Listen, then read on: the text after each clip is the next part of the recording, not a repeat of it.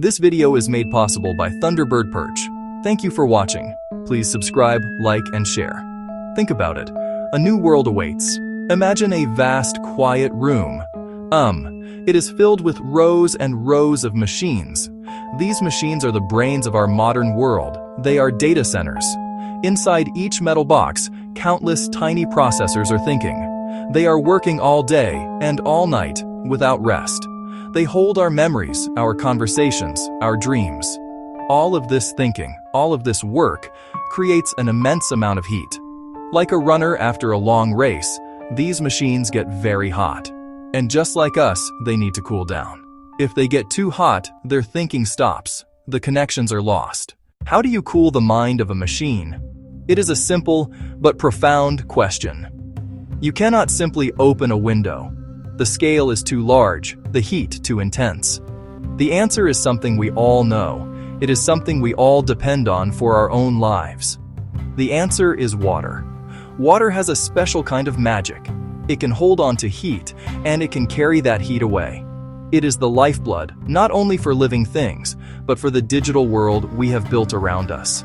It is the quiet partner in our global conversation. The relationship between these powerful machines and simple water is a story. It is a story about connection, about cycles, and about how everything in our world is linked in ways we might not expect. We often think of technology as separate from nature. We see a world of wires and code on one side, and a world of rivers and rain on the other. But they are not so separate. They touch each other every second. The water that cools these humming servers begins a journey that eventually and inevitably brings it back to us. It is a journey worth following. Let us start with that heat. Feel it in your mind, a constant, invisible warmth pouring off silicon and metal. It is the byproduct of every search you make, every photo you share. It is the ghost of our digital lives. To keep our world connected, this heat must be managed. It must be moved.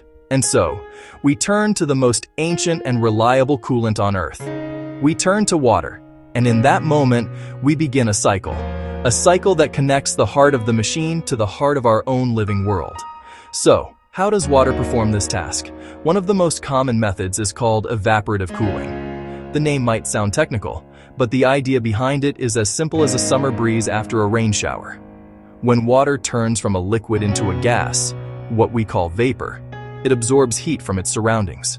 It is a fundamental law of nature. This process is happening all around us all the time.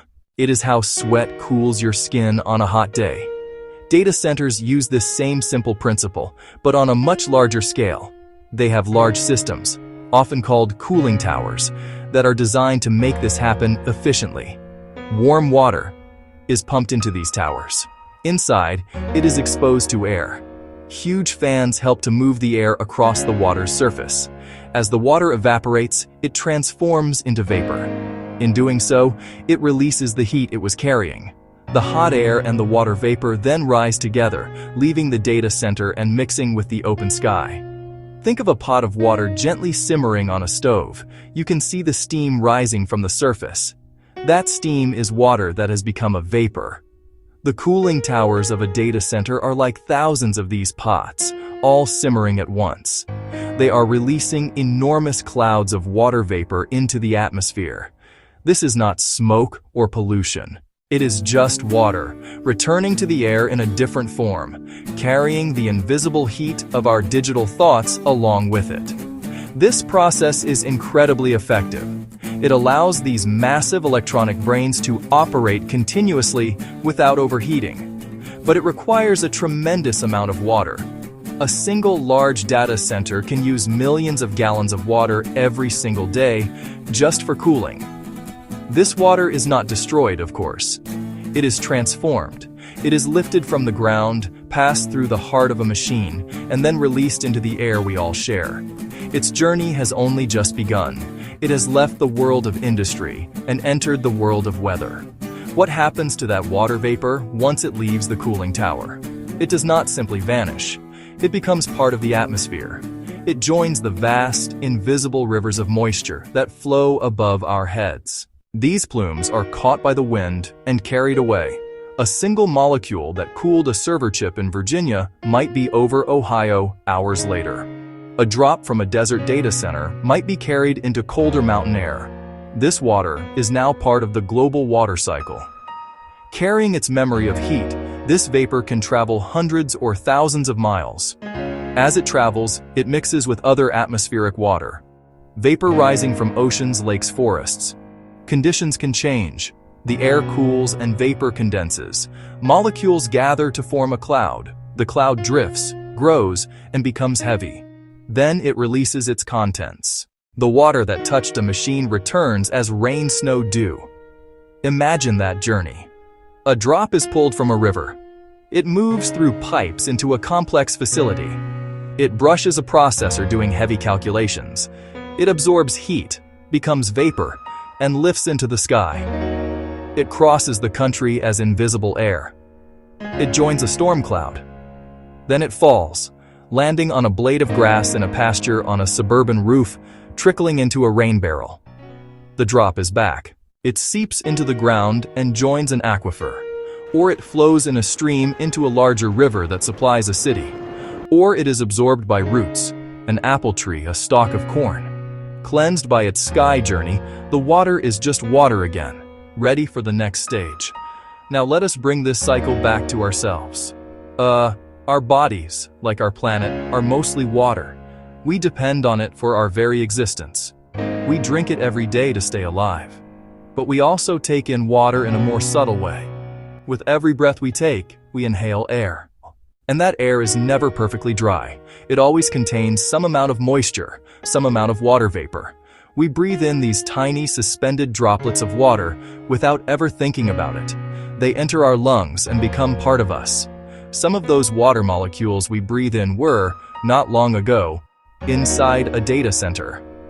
They were the very same molecules that were turned to vapor to carry away the heat of a machine.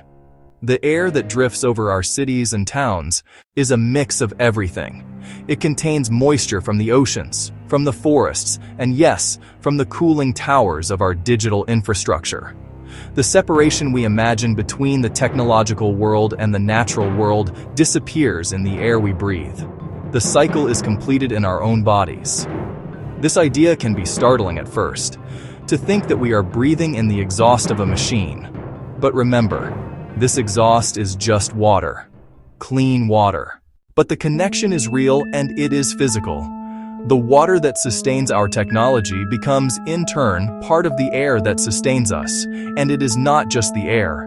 The rain that falls on the farms that grow our food may contain water that once cooled a server.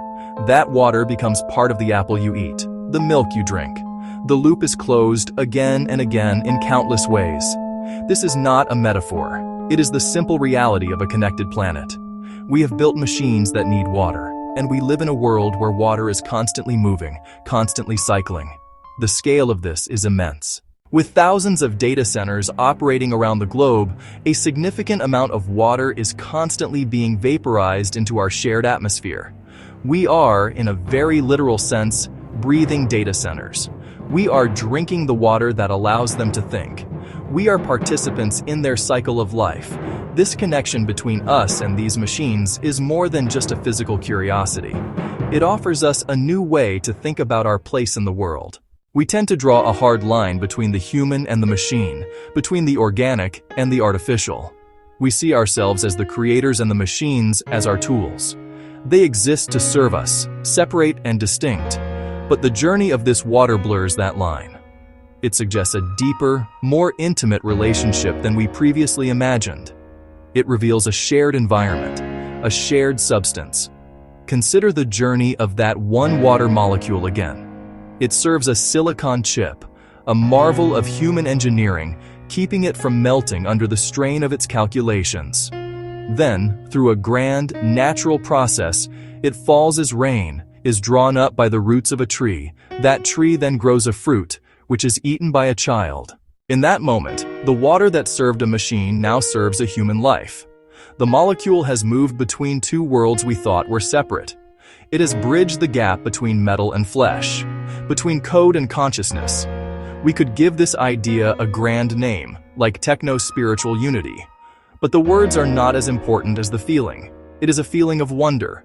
It is the recognition that the systems we build are not outside of nature, but are woven into it.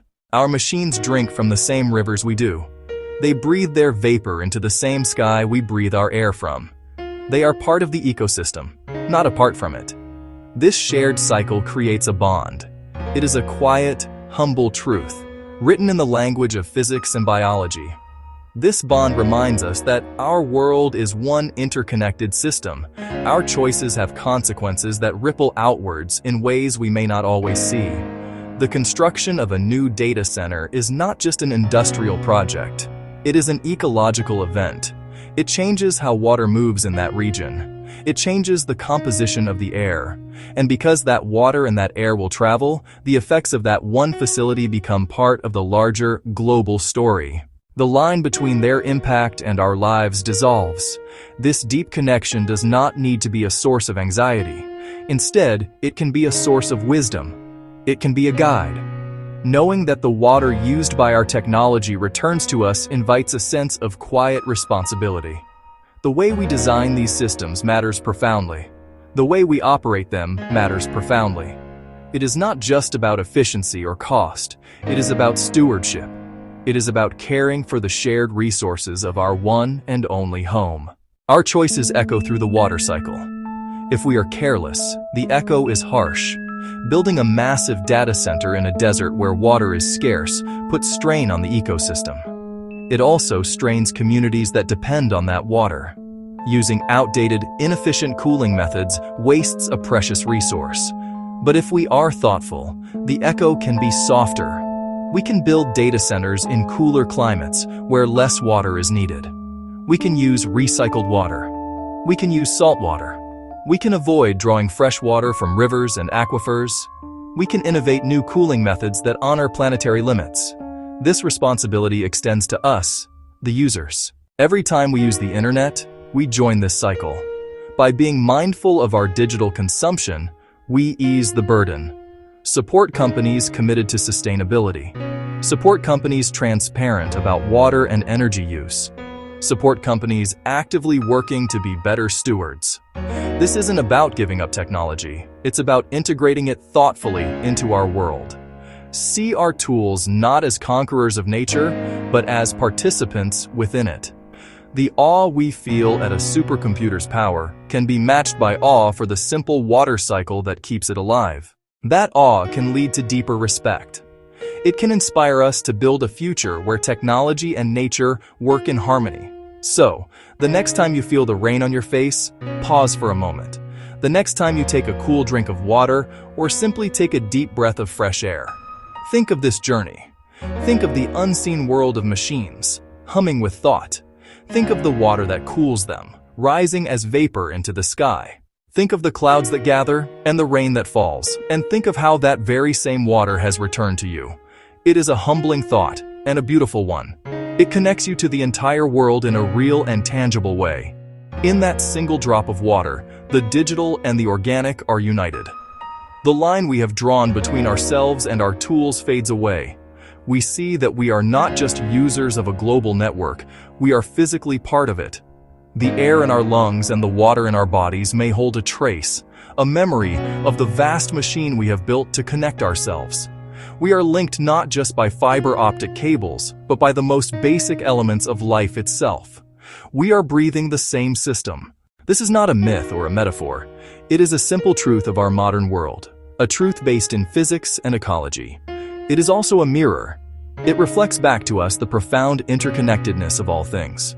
It shows us that every action, every choice ripples through the system and eventually comes back to us. We are the makers of these machines. We are the users of their power, and we are the inheritors of the world they help to shape. We are all in this cycle together. Let this thought settle in you. Let it bring not fear, but a sense of wonder and a feeling of belonging. We share the same small drops of water. We share the same air. We share the same planet. In this simple, elemental, and undeniable way, we are one. We are one.